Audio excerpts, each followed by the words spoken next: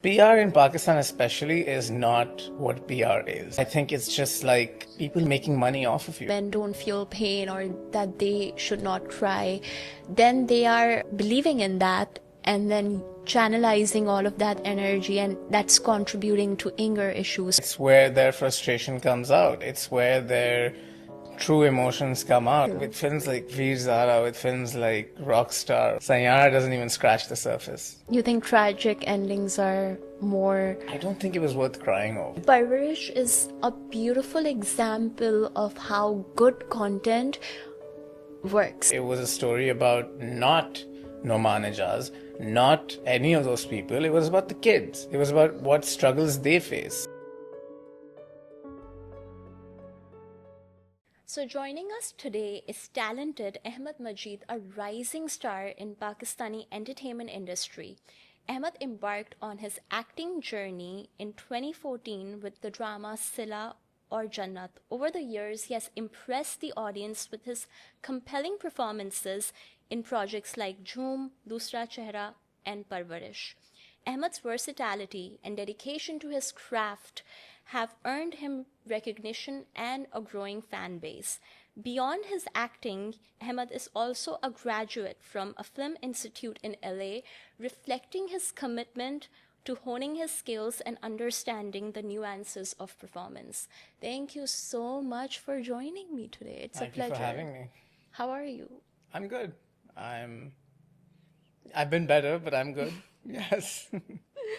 Well, thank you for coming. I really appreciate it and for being patient. No, thank you for giving me the platform to have a voice. Of course, no, I'm really excited. I want to backtrack a bit.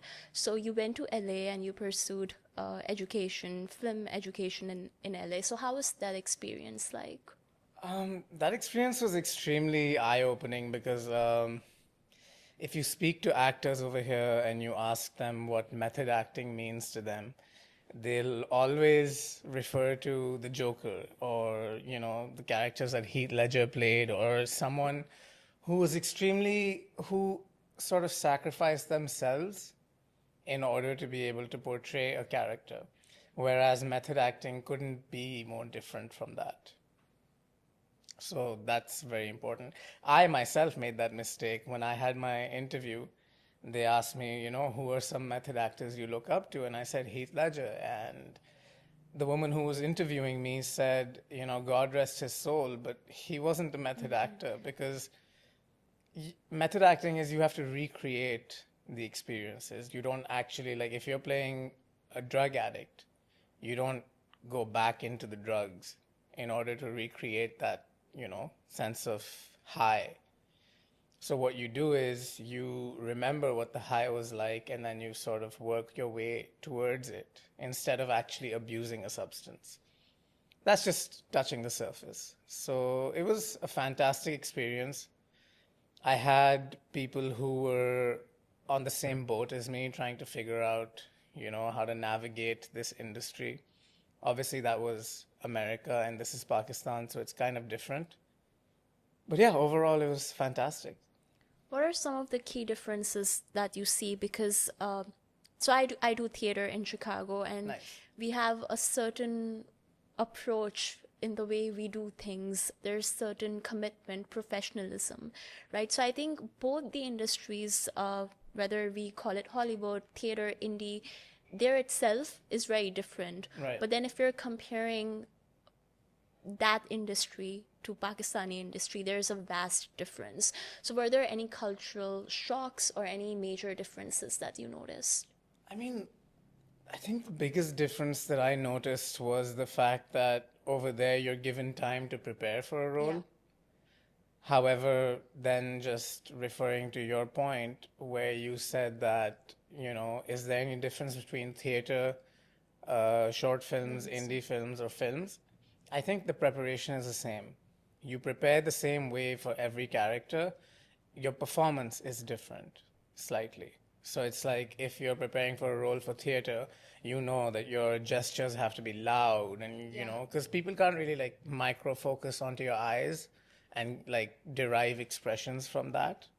Whereas on screen, if you've done the preparation, then the director plays a really important part in telling you that, okay, in this moment, I need you to shift your eyes.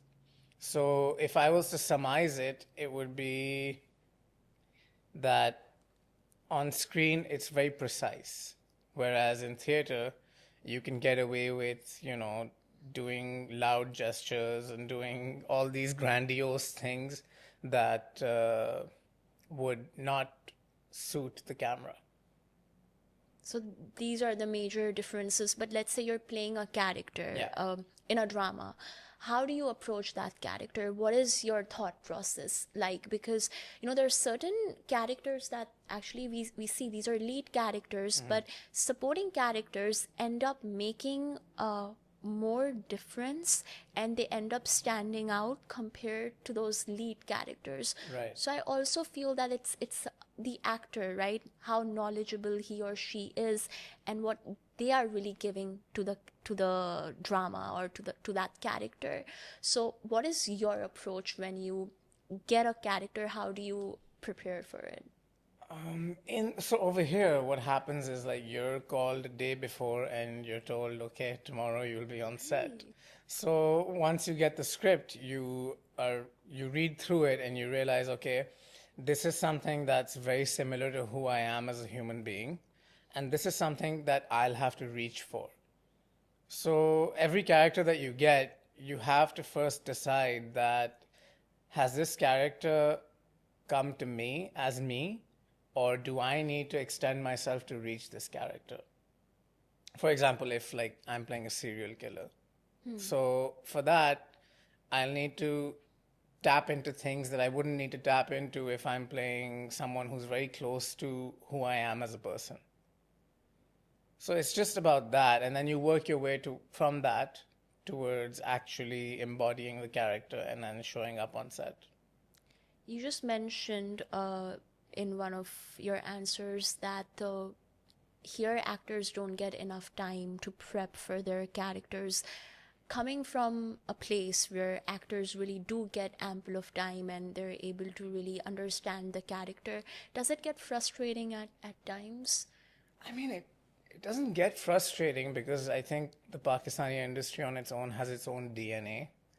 We've been doing this for a while, and this is how things have been, You can't really change the industry as one person, but I do feel like if our actors were given enough time, a lot of our projects would be way more highlighted than they are. Yeah. For example, I mean, let's take Khuda aur Mohabbat, he's playing, like there's people who are playing caricatures. There's people who are playing caricatures, not characters. And the main difference between that is there's no backstory, there's no, so there's this one thing that we used to do in LA, which was a character interview. Yeah. So we used to have like 2-3 weeks to prepare for it, and then a teacher would sit across you and interview you as the character. Yeah. Like, where were you born? What is your age? What's your Backstory. marital status? What socioeconomic background you grew up in? And so you have to answer all these questions as a character so that you have a fully Understanding. fleshed out character. Whereas over here, if you're shooting in a week, how much time do you really have? Not much. Exactly. So that's a big difference that I see. So how do you evaluate your own performances? Do you see your dramas? You don't? No, I don't. Why? I just feel like if I watch my scenes, I'm gonna be like, oh, okay, well, I could have done this better. I could have said this differently. Whereas people in my family, my friends, whoever watches it, they're like, oh, I mean, because they don't know the script, right? I know the script. And so I know that, okay, well, if I was to say, I hate you to a person. Okay, let me track back a little bit. When no two people hate the same way. Okay. If I hate someone, it can be a very seething internal hate. Whereas if someone else hates someone, it can be very external and very vocal.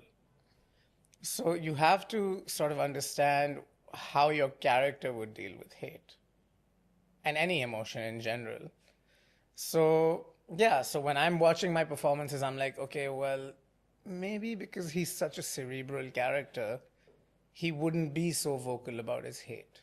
You know, he would think about it, but he wouldn't necessarily vocalize it. So there's also that thing on screen where you have that duality going on, right? Where your internal world is reflecting something else and your external world is something else. Like if I was to, let's say, tell someone that I like them, but I'm feeling inside that, do I really like them? Or is it just a crush? Exactly. So it's like me sort of trying to reinforce that externally that, yeah, I do like them, I do like them, but then inside, it's just not sitting right. So you have to play with that complexity all the time. No, I like how you mentioned how there are different ways to express different emotions. Absolutely. No, like two people cannot express the same Yeah. emotion in the same way. And usually, what I see with a lot of performances, with all due respect of different actors, is there's one way which they have to express each emotion, and then it exists, and it's the same way that they're expressing that emotion in every show that they're doing. Yeah. And sometimes it's the actor, but it's also the director. Well, it's broad strokes, right? Like women over here in dramas are painted with the color blue, and men Yeah. here are painted with the color red. Like, oh, they're angry, they're this, they're that. They can be very emotionally expressive, whereas women have to hold it in because, oh, yeah, they're the damsel in distress. They're looking for someone to come and save them. And once they're saved, their emotions sort of plateau. But then at the same time, they still have emotions. It's okay for men to cry on screen. It's not okay for men to cry in real life. Yeah. It's Yeah. okay, And I you know? wonder why. I mean, it's conjecture. We can talk about this all day long and we won't have an answer. But what's your take on it? Why so? I don't really have a take on it. I think as human beings, we experience every emotion in its every varying degree. And I think that it's just different when a man cries. You know, it's just seen as weakness. So I guess that's the disadvantage of living in a patriarchal society. I honestly feel that crying is just like any other emotion. It's to Yeah. express your feelings, your frustration, your happiness, and there's nothing wrong with it. There's nothing wrong with it, but you also live in Chicago. I live in Pakistan, Karachi, Pakistan. So it's like if I'm out there at some park or whatever and I'm taking a walk and something, you know, makes me emotional and I start crying, people will be like, oh, look at this People will lunatic. go, why Yeah, is he crying? exactly. I'd probably be in an asylum. That's extreme. It is extreme. We're taught from a very young age to, you know, the whole mard ko dard nahi hota and that whole. Yeah, that's BS, but okay. It is, I agree, it is BS, but at the same time, it's like, it's what we've grown up with. It's something that stood the test of time. I don't know why, but it's the truth. I think when we hear these things like men don't feel pain or that they should not cry, then they are believing in that and then channelizing all of that energy, and that's contributing to anger issues, frustration, and that's probably the reason why we see so much abuse in relationships. Yeah, because it's where their frustration comes out. It's where their true emotions come out because they're not allowed to express it anywhere else. I mean, the perfect example for this would be, I don't know if you've seen the film Tamasha. I have not seen it, but I've seen clips of it. Okay, Yeah. well, so the clips of it, it's basically like he's an artist by soul, Yeah. but he's forced to study engineering. And if he complains about engineering, it's like, you know, this whole big thing where, oh, you can't complain. This is what men do.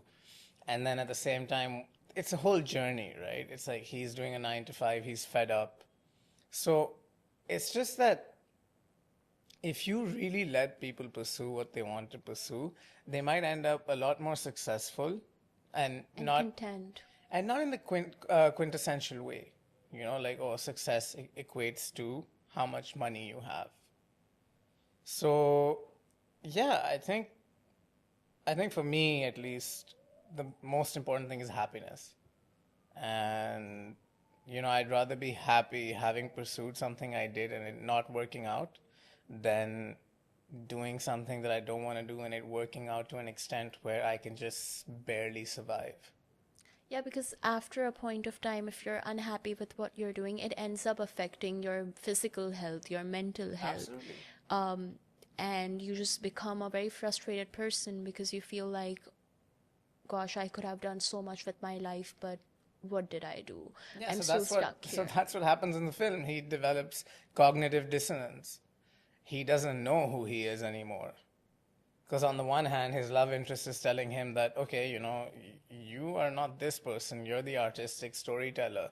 And then people in his daily life are telling him that, oh, you're this, you're the 9 to 5 type of guy, which just doesn't work.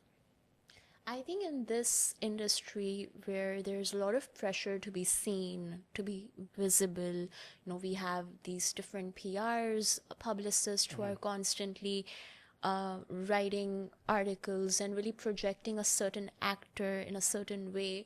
What happens a lot of time is people lose hang over their craft because they get so invested into being seen a certain way. Do Right. you take that pressure? Do I take that pressure? Firstly, this might sound very, very controversial, and it probably You go is. for I it. do not believe in PR. I don't believe in it. I think it's just a made up profession for people to take commission off of you as an artist. Because, they claim to be the driving force behind your career, whereas if they didn't have your talent, they're nothing. So for me, PR is, it's not useless, but it's also for like, it's damage control in my mind. It's like, okay, you're a celebrity, you're out there, and then all of a sudden something happens. So then the PR people come in and then they're like, okay, we'll take care of it. But at the same time, I don't think anyone starting off at any age, at any point in their artistic journey needs PR. And in terms of visibility, is that something you asked me? That Yeah, how do I feel about visibility yeah, or no? yeah. Okay, yeah, visibility is good. The first time I did Joom, which got me a lot of attention, but which also made me realize that I'm not okay with it. Not that I'm like rude if someone recognizes me or like I'm like, oh no, get off me. But at the same time, it's like constantly having eyeballs on you is a little bit uncomfortable for me. So with that being said, I think for me that was a turning point where I realized acting is more of me channeling my emotions through characters than wanting all the things that are attached with it. I think Ben Affleck said it, right? He was like, I love acting, but I'm a terrible celebrity and I'll make a terrible celebrity. So I really resonate with that.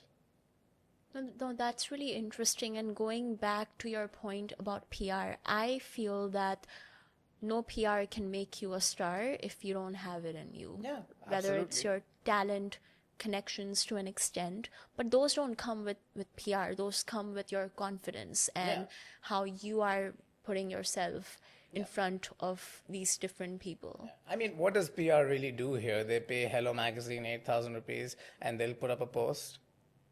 They'll pay Fuchsia Magazine some amount and they'll be like, oh, इसका post डाल दो. क्यों? वो मैं भी कर सकता हूँ personally. Yeah, PR in Pakistan especially is not what PR is. it's a trap, you think? I don't think it's a trap. I think it's just like people making money off of you Yeah. for no reason. I've gone through managers and they've told me that, okay, this is problematic, that is problematic. I'm like, but this is who I am. I'm not I'm not trying to be perfect. You're not going to change your personality for. It's not about change. It's about, okay, yeah, everyone has negative aspects, but I'm not going to try to appear a certain way when I'm not. Like, yeah, sure, if I'm rude, correct me. If I'm being obnoxious, correct me. But if there's a certain aspect of me where I feel like I can play certain characters, don't try to take me out of that and be like, okay, no, you would be better suited for comedy. Interesting. They try to put you in this like cookie Box. cutter mold, and they're like, okay, well, this is who you are. And there's nothing that angers me more than people telling me who I am. But that's the job of an actor, right? You are an actor because you want to play different characters, Exactly. different personalities. If you wanted to be one person your whole life, you wouldn't be an I'd be me. actor. Yeah, you'll Yeah. be yourself. So, Yeah. if you could bring one thing from US to Pakistan in the Pakistani mainstream industry, what would it be? Nothing. Nothing? Wow. No. I thought you were gonna say something. No, I would bring nothing because I don't think we're at a point where we're even willing to accept that we're wrong in certain ways. But let's say if everything was perfect and they were willing to accept, what would it be in the ideal world? Okay, here. Do you know who Shaheen Beg Casting is? She's a page on Instagram, I and she basically put up this video of Elia Kazan, who was a very famous director, and he was talking about the fact that, anyone can give a good cold read. Anyone can come in, read a script, and impress you and wow you. I feel like if you spend a few days with an actor, 3, 4 days, you'll see them in all shades. So I feel like for casting purposes, especially if you're casting someone who will be playing the lead in your project, you need to be able to really understand the human being. So yeah, I think not rushing things, giving them time, because there's a lot of actors who didn't do justice to the characters they played as lead roles because they just came in, gave a great reading, and got the role. So yeah, I would say that practice should be implied here, where you really see the actor in all his or her shades, and then decide, okay, you know what, this is our person. No, I like that, and I think that that is true because auditions give you a very one-dimensional view. Yeah. So Elia Kazan was talking about James Dean. James Dean was a star. Right. And he's like, I'm not just going to cast him based off of cold read. I'm going to spend a few days with him. I'm going to go on a bike ride with him. I'm going to spend a day, have lunch with him, have Yeah. dinner with him, see how he is in his personal life. So, yeah, I think that's a very important practice that we need to implement. What you said actually reminded me of this Bollywood director Mohit Suri. He just had Right. Sayara, Yes. and he was like, he spent the whole day with Ahan, or not, yeah, the 2 or 3 days with Ahan to really understand if he is the right fit for the character. Because when he saw him for the first time, he was like, "Oh, this guy won't be able to play what I Yeah. want him to play." But then when he spent the day and the night with him, he saw those shades, and that's how Yeah. he was convinced that Ahan can play that character. Yeah, it's always like you're meeting me today for the first time, right? You're seeing me in a certain way, minus the initial interaction we had, but at the same time, it's like the more people see people in an interpersonal dynamic, the more you realize, okay, this is what triggers him. This is what makes him happy. This is what will, because there's that barrier, right, of formality. And once you get past that formal barrier, that's when the human being shows up. So yeah, Mohit Suri, I heard this interview as well. However, I don't know how I feel about Sanyara. What do you That was not one of my I questions, know, but I'm just saying. go ahead. No, I'm just saying, like, I mean, You can be with vocal. films like Veer Zara, with films like Rockstar, with films like all those films that we've had, Sayara doesn't even scratch the surface of like pain and all these like hyped up, reels Actors. that people are making. And I'm like, okay, you got a happy ending. What are you talking about? You think tragic endings are more. I don't think it was worth crying over. I haven't seen the film, so I No, cannot I've seen the speak. film, and I think they both did a wonderful job. Not that I'm some expert or anything, but at the same time, I think that there's a lot more painful movies out there if you look. Yeah, Yeah, especially from like 90s or yeah, yeah. 2000s. Kal Ho Na Ho. I mean, Yeah, I was just thinking about it was, yeah, it breaks your heart. yeah. So yeah, in terms of that, Sanyara is it's pretty much like icing on the cake, you know? But I believe it worked so well because it's not that we are seeing great movies from Bollywood. Agreed. So it's like, okay, you see a Sayara which does the job and it Yeah. connects to an extent, has good music, Yes. promising performances. That's what they have at the moment, right? The time we're talking about Kal Ho Na Ho, DDLJ, Yeah, we all had those some great movies. films. Yeah, Yes. those kind of movies are not being made anymore. Yeah. Coming back to the Pakistani industry here, Ahmed, you have done good work. You know, you went to LA to pursue your education in acting, which shows a very good and like strong level of commitment that you have towards your craft. You did theater, you came here again, and then you started doing these different dramas, did Parwarish recently, very impressive. But what do you think is preventing you from doing more lead central characters at this moment? Well, I mean, I don't think I'm the quintessentially good-looking guy that Pakistani industry wants, fair, tall, handsome, all of that stuff. So I think that's one of the things. And then another thing would be that there's also this inner conflict within me where it's like, do I really want to? Do I really want to be seen as the celebrities that we have? Is that something? Because I don't know if you know anything about my background, but like I didn't grow up with anyone even near the industry. Yeah. I grew up with my dad was a businessman and my mom was a housewife. My siblings, nothing to do with the industry. So for me, it was relatively new. And the only reason I stumbled upon acting was because I wasn't doing well academically. And then I auditioned for a play and I got the role. So it became this sort of like safe space for me, And then as I'm growing older and I'm realizing, okay, how are these celebrities really seen? What is it about being a Pakistani celebrity that makes you want to attend everything and be seen everywhere? So I don't think I have that in me. And I mean, I don't know.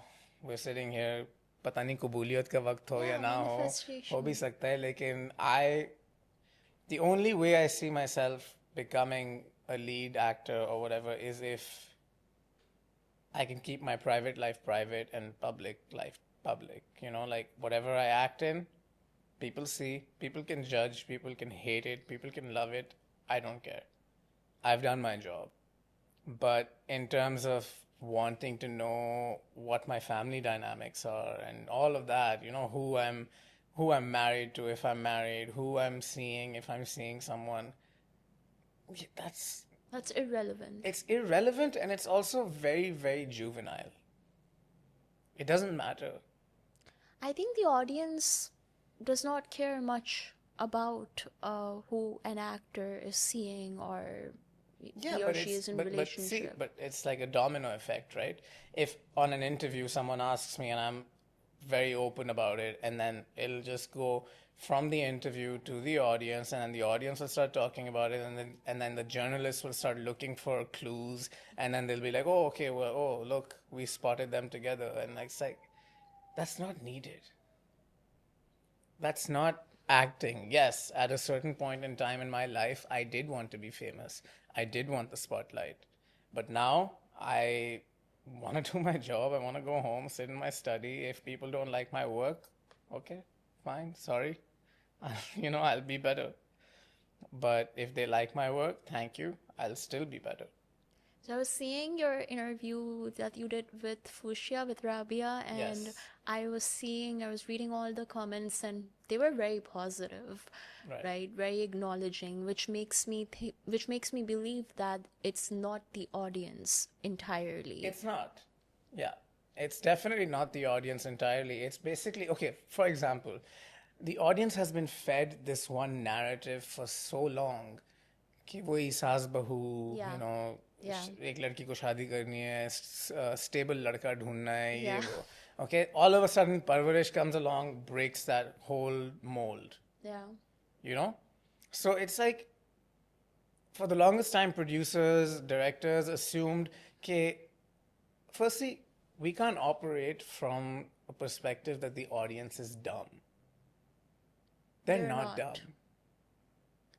So if you're operating from that, you'll end up giving them exactly the same thing you've been giving them for years. Whereas Parvarish came along, it was a breath of fresh air. It was a story about not Noman Ijaz, not any of those people. It was about the kids. It was about what struggles they face. If this drama had come out in 2010 when I started acting, my parents would understand, okay, you know what? Maybe he's not cut out to be a doctor.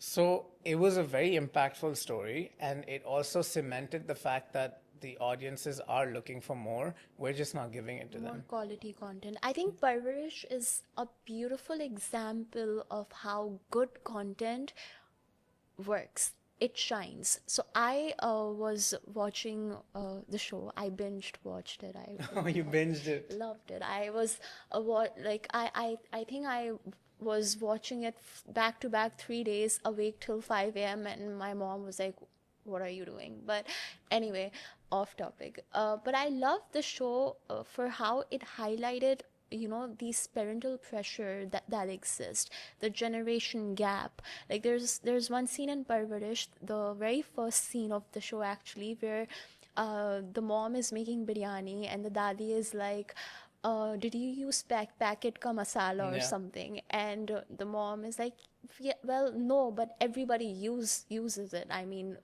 you just had biryani at someone's house and you liked it, and then she starts criticizing it Yeah. because she was like, oh yeah, but usme wo baat nahi thi.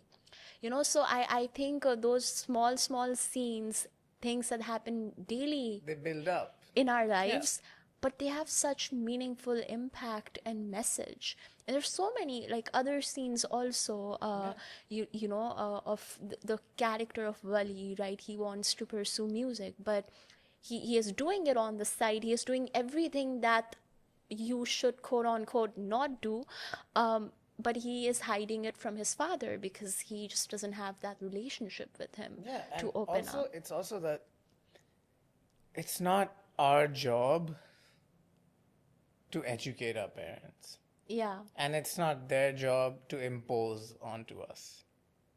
Our parents did what they could, and they did what they knew best.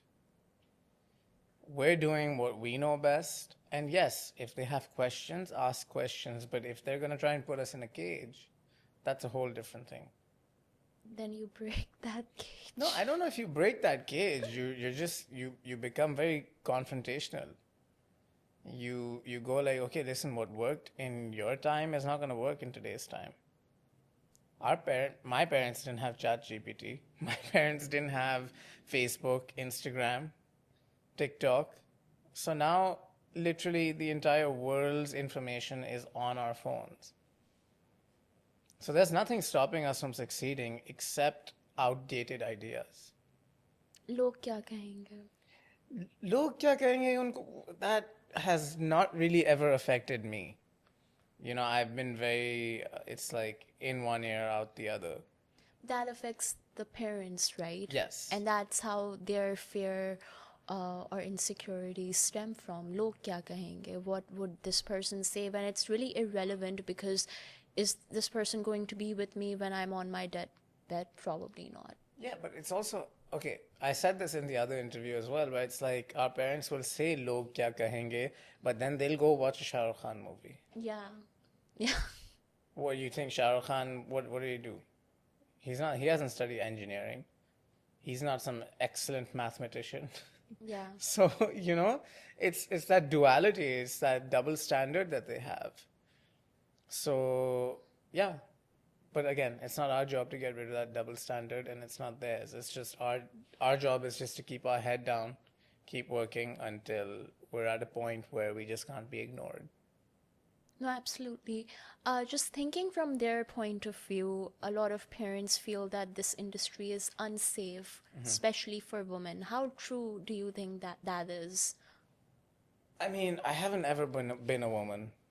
Or for, yeah, but seeing other women, or even for men, I mean, From women, I haven't really heard any horror stories, but I can imagine that it can be very tough. For me, thankfully, I've never had to deal with any issue like that because the people who were introducing me to people knew my background and they had made sure that the other people know my background so that they can't really take me for a ride. So I think that's very important. How much information you have about the person. So, but yes, like, it's just like any other industry. yeah, Can it's we like say Hollywood. that? Take Harvey Weinstein. Yeah. What did he do? He was crazy. So it happens everywhere. It's just that here you hear very little about it because it's a patriarchal society, like I mentioned. Whereas Hollywood now, that with the Me Too movement and all of that, it's like these things are coming to light. So, but yeah, it's been happening everywhere. It happens in Bollywood still, I'm sure. So, It happens even in corporate, right? It's yeah, just that yeah, exactly. this industry is highlighted more because It's it's in the under public eye. public eye. Yeah.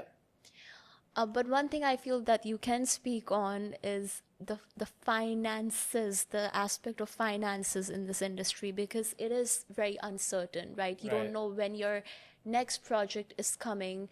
If You you don't know are when your just, next paycheck is coming. Yeah, when They'll you're- give you a date and then probably a year later you'll receive it. Really? Yeah.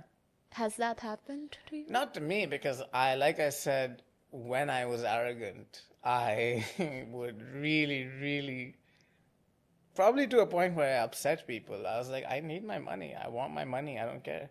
How do you set uh, how do you set those boundaries so that the other person cannot exploit you? Because Well, I get it in writing.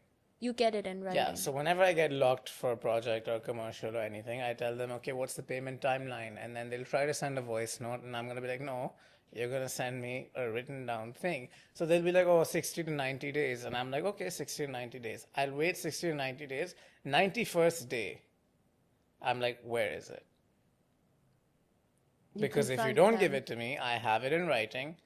Let's see what you have. You're gonna go to the legal team and then There's no legal team. There's no legal system here. okay. They make you sign a contract, you make them sign a contract. It's going to take 15 years for that contract to play out in court. What if they still don't listen to you? What would you do in that case? You just have to be. What's the language thing here? You just have to be a pain in there, Yeah. You just have to. You have to keep doing it, even if it paints you in a negative light. You just have to do it, because otherwise you're not getting paid forever. They're gonna walk all over you. Yeah, a lot of production houses, what they do is they withhold payments and then they reinvest that into the other projects, and then they're like, okay, when this project does well, we'll pay you, and that's no. But that's not on you, right? That is a Exactly, different it's not my project. fault. It's not my fault. You're 90 lakhs short. Pay me my money. It's not my responsibility. Your other project is falling short of finances, so you take my finances and invest it. This happens sometimes, not all the time, but at the same time, it's not just actors though. It's your ENG crew. It's The crew everyone from the members. person serving you tea on set to the biggest star on set. Everyone goes through payment delays. I believe that crew members probably suffer a lot more They than suffer the actors. most. And what is their job? They have a thankless job. Yeah. Their job is to make you look good, and then they spend 12, 14 hours a day trying to make you look good, and then they're the ones who are paid last. What's the point of that? Abroad at least you have unions. Yeah. You have like, okay, 12-hour shift, anything above that, there's a certain stipend that you get per hour for overtime. Here, there's nothing like that. So it's very problematic.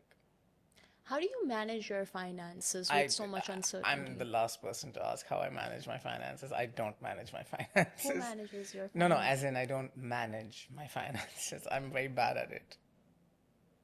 And well, I guess you cannot really give a tip or advice then. Absolutely not. I'm the last person to ask for.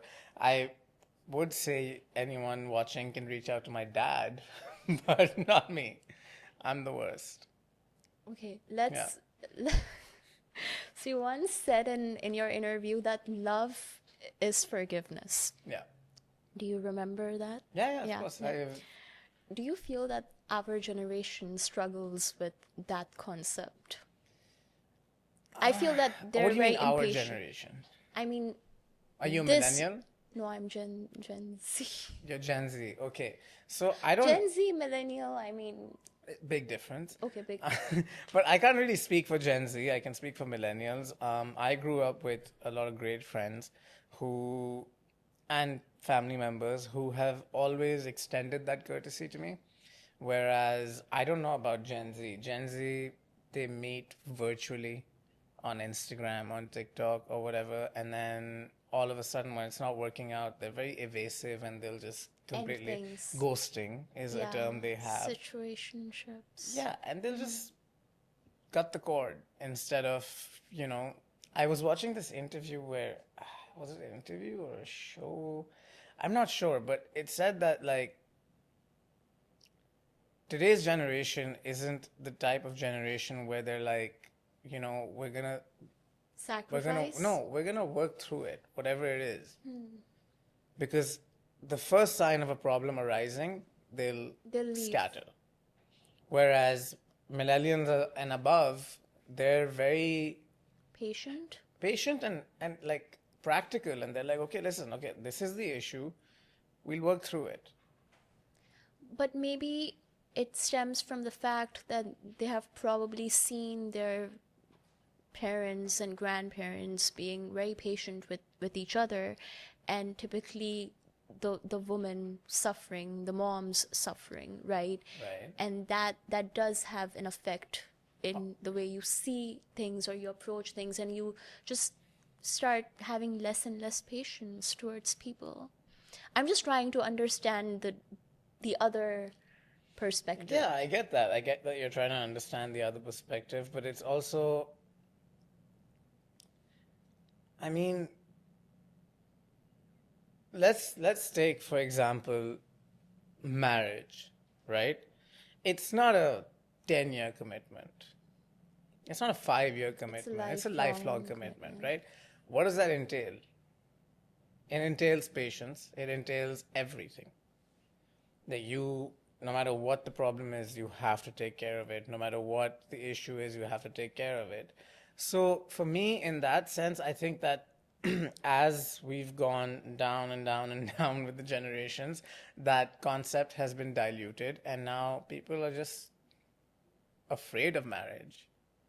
Where they're like, okay, but it also is 99.999% of your life. Like, once you have your life partner is someone who can either make or break you.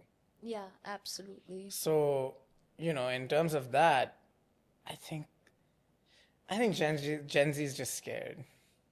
Scared of bad, toxic relationships.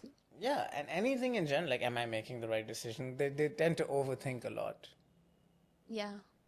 Yeah. So that's what it is. Yeah, I mean, I think, yes, we are overthinkers and we are seeking validation from other people. We might say that, oh, we are so independent, self sufficient, but what other people say about us does have a profound effect on us. But it's because we see that. We see you floating around aimlessly, not, No, it's true. I have a brother who's Gen Z, so I see him so conflicted about what he wants to do, how he wants to Because go about it. we want to explore different options and Sure, but then you might end up being the same people who complain about wasting too much time exploring. but if you don't if you do not explore, let's okay, let's keep relationships on side. Of course, they've Let's talk about career paths, right? If I am going into a university and I have decided that I'm going to pursue engineering, right, and I hate engineering, I right, don't like it. I have seen a lot of people in my family who would stick to doing that because they feel that, oh, they're like, they're in relationship with their career path, when you're really not.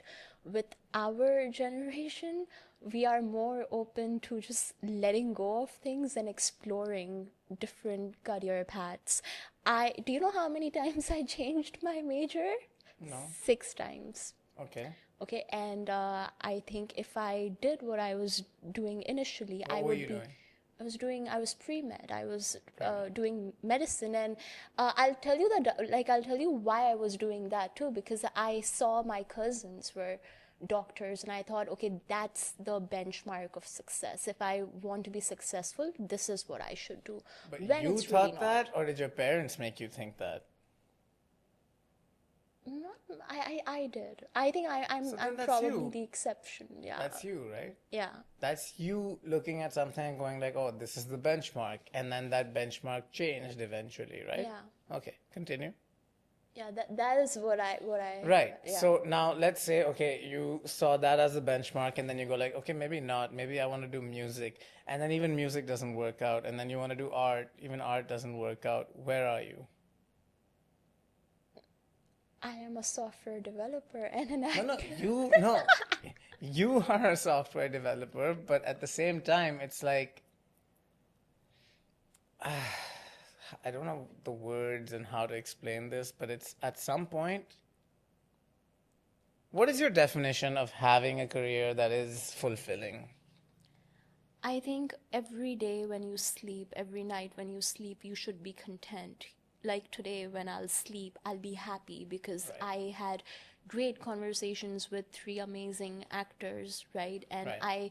I enjoyed a lot speaking to them. I learned a lot of things from them. I was able to make more connections within the industry. So that is a sign of contentment for me. But if Right. I was sitting on a desk at table and just working and not really being productive, then that wouldn't be success for me because I haven't utilized my day to the Right. fullest. So you have your finger on the pulse in terms of what you want to do, right? And that came through a lot of exploration and a lot Yeah. of like trial and error. Whereas a lot of people from that generation will just keep doing trial and error, and then in the end give up and be like, oh, we blame the world. I see what you're saying. Yeah. No, that makes a lot of Yeah, sense. it's like they don't. Okay, here, in a nutshell, it's like they won't give something enough time and patience to actually figure out whether they're good at it or not. I think after a certain point, you cannot and you should not blame your parents. It's on you. Absolutely, it's not their fault. You are your own individual. As much as you're responsible for your success, you're responsible for your failures. Failure. So, yeah, I think, yeah. But continue. I feel like this is turning into an interview. I'm interviewing you. No, that's beautiful. That's basically the aim of the podcast. Yeah. It's not an interview. It's a two-way conversation. Yeah. So Thank you for Of course. being so open and interactive. Let's talk about mental health. Oof. My favorite topic for a lot of reasons, you know. When a project does not work out, it happens to the best of us. We get this anxiety, we go in depression, right? Because let's face it, we put in a lot of hard work, a lot of effort into that project. There's a lot of hard work, effort involved in any and everything that you do. How do you take care of your mental health in those times? Well, I just keep reminding myself. I don't know if this was a famous actor who said it or I said it. I don't know. But it was like every no brings you closer to your yes. You know, so every time I feel like I'm spiraling or doing any of that, I'm like, okay, you know what? This was my 30th no. Maybe my 31st will be a yes. So I just need to pick myself back up and get back to it. However, there's a lot of people who do not sit with their feelings. And I think sitting with your feelings is one of the most beautiful things and one of the most beautiful gifts you can give yourself. Because, okay, yeah, someone said no to me and you really wanted it. How does that make me feel? Yeah, it makes me feel dejected. It makes me feel a little bit of, regret. Oh, yeah, I should have had it. But sit with those feelings, but don't sit with them long enough that they overwhelm you. So, yeah, it's always, look, if I was to die tomorrow, the world will go on, Yeah, the world doesn't right? stop for anyone. So, if I didn't get this project, projects will go on. Projects will keep happening.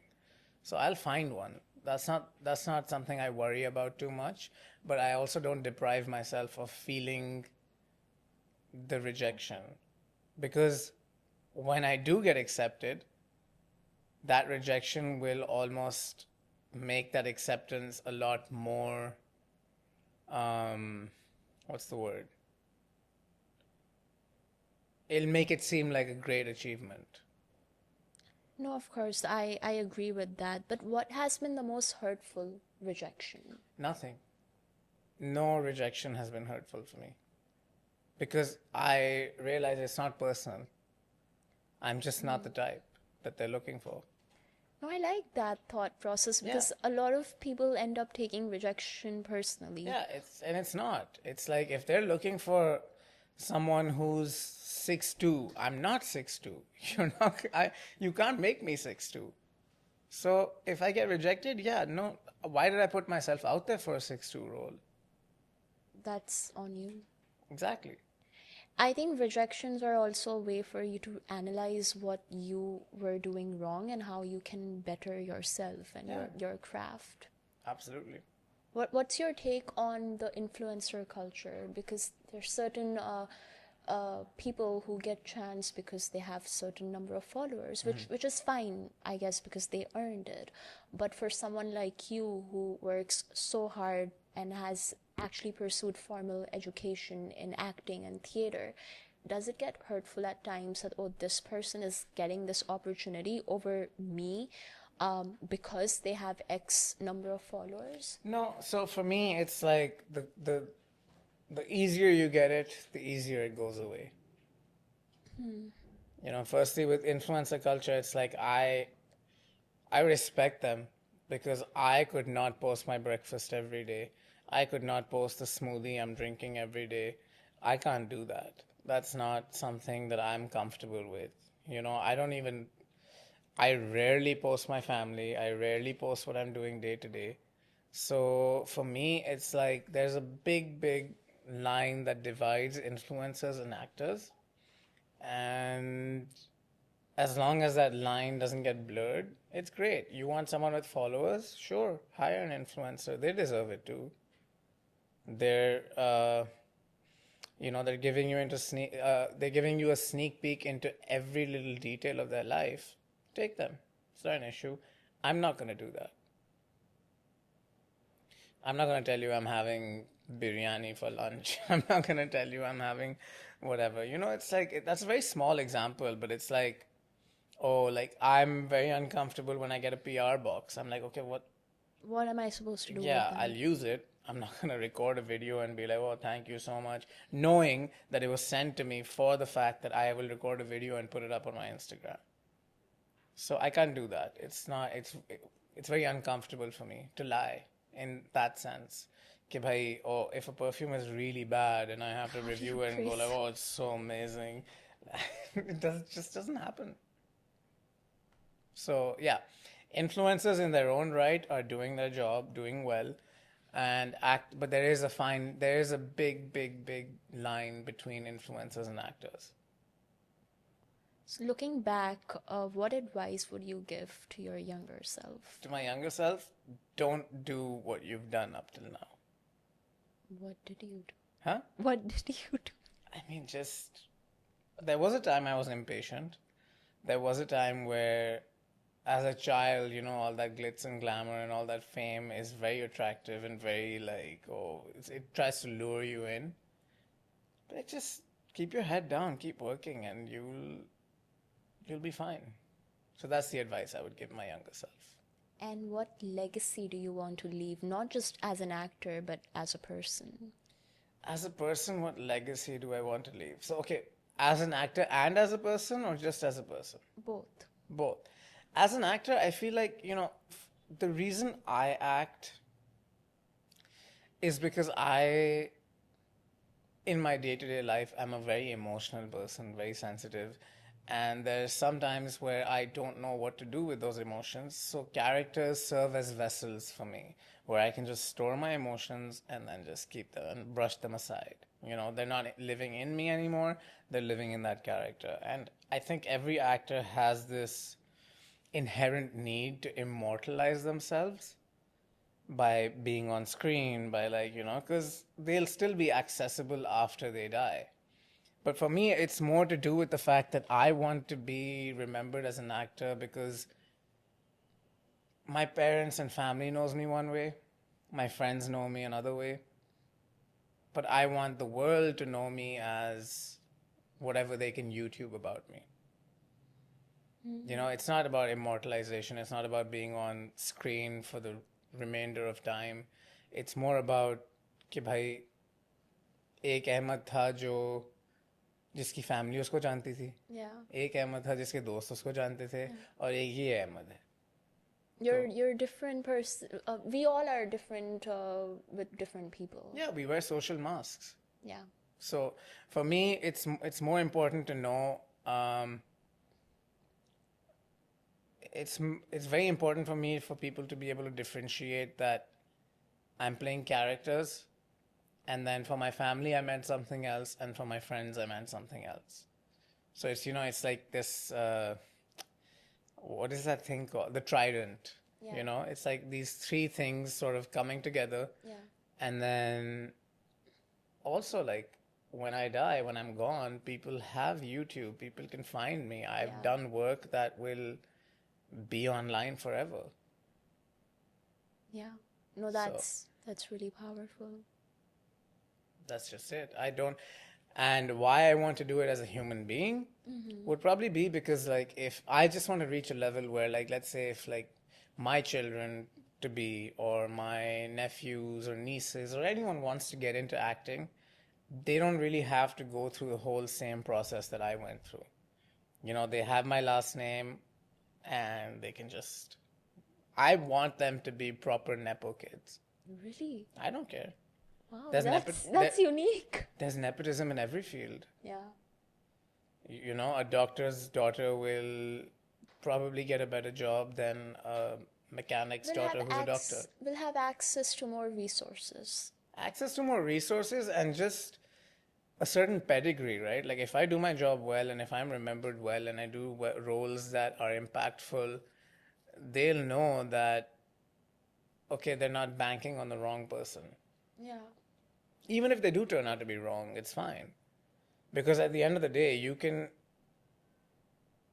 be the son of a production house owner and you can do 100 projects. The audience will not accept you 100 times. That's not on me. That's their talent. That's their talent. That's their Got to do with hard the work. audience. Yeah. Every actor, no matter how much they want to deny it, no matter how much they want to wear shades and walk with their shoulders like this and whatever, the audience makes them. Or breaks them. You know, you do one project which is a mega blockbuster project and you're terrible in it, no one cares. They're gonna move on. Exactly. Especially when they have so many options. Yeah. I think this was amazing. I mean, I think this was one of the best podcasts that I've done so far. I Yeah. think the way you spoke with no filter, very upfront, very honest, that's amazing, and that's Thank what you. we Thank you. need. No, I really enjoyed it too. You Yeah. did not sugarcoat anything, and we spoke about everything from Gen Z to relationships to the industry, theater. I think it was a beautiful conversation and pleasure having you. Definitely worth the wait. Yeah. Yeah, no, I know. And I guess I'm sorry for falling sick when I fell sick. So I couldn't make it earlier, but I was never opposed to doing this. I was just like, okay, like what have I really done that you want to Did I highlight? change your opinion? Sorry? How was this? Give me some It was great. feedback. It was very different from the other podcast that I did. I'm glad. Yeah, no, absolutely. Because again, like if you watch that again, The food. there's a lot of questions about like love life and this and that. I'm just like, dude, like, is this consequential at all? What does it do for you? You know? So this was different. This was very, I feel like there's interviewers who focus on people's lives, what's going on internally, externally, and then there's interviewers who focus on understanding a person. So this was more the second one, and I appreciate that. My pleasure. I'm glad we were able Yeah, make I'm this glad too. happen.